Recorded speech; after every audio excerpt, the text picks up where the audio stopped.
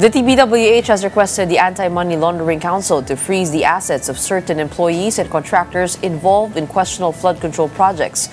Mobile journalist Judy Baiza with the story.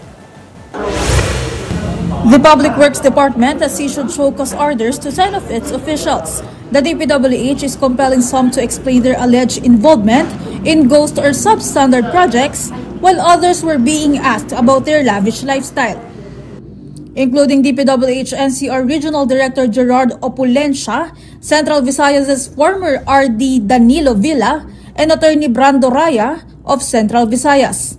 For subpar projects, an explanation is being expected from Gerald Pacanan, former Regional Director of Mimaropa, Isabelo Baleros, former head of the Las Piñas Muntinlupa District Engineering Office, Almer Miranda, Pampanga 1st DE, Gil Lorenzo of La Union, Arturo Gonzalez Jr. and Johnny Protesta Jr., both district engineers in Quezon City.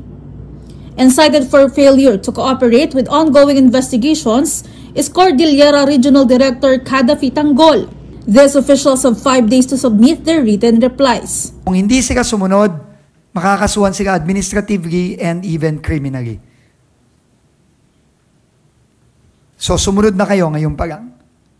Kung meron kayong mga nagagaman tungkol sa mga proyekto sa iba't iba nyong area, lumapit na kayo sa amin at magsalita na kayo. The DPWH has also asked the Anti-Money Laundering Council to freeze luxury cars registered under the names of 26 DPWH officials and employees, plus private contractors linked to flood control projects worth almost 474 million pesos. The priciest motor vehicles were registered under Sara Diskaya at 218 million pesos and her husband, Pacifico Curly Diskaya, II, at 59 million pesos. Luxury cars of dismissed engineers Henry Alcantara and Bryce Hernandez were somewhere between 670,000 and 35 million pesos. On Wednesday afternoon, Hernandez turned over to the Independent Commission for Infrastructure 2 of his vehicles.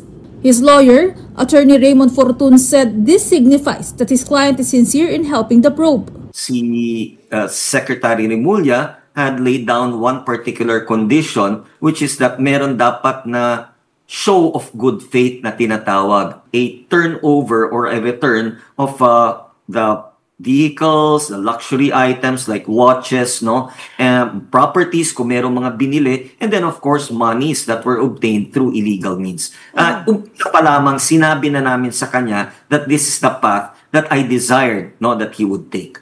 Meantime, the DPWH also has its eyes on Congressman Zaldico's air assets worth almost 4.7 billion pesos.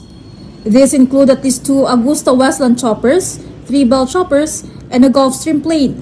Secretary has also asked AMLAC, the NBI, and the Civil Aviation Authority of the Philippines to have these assets frozen as well.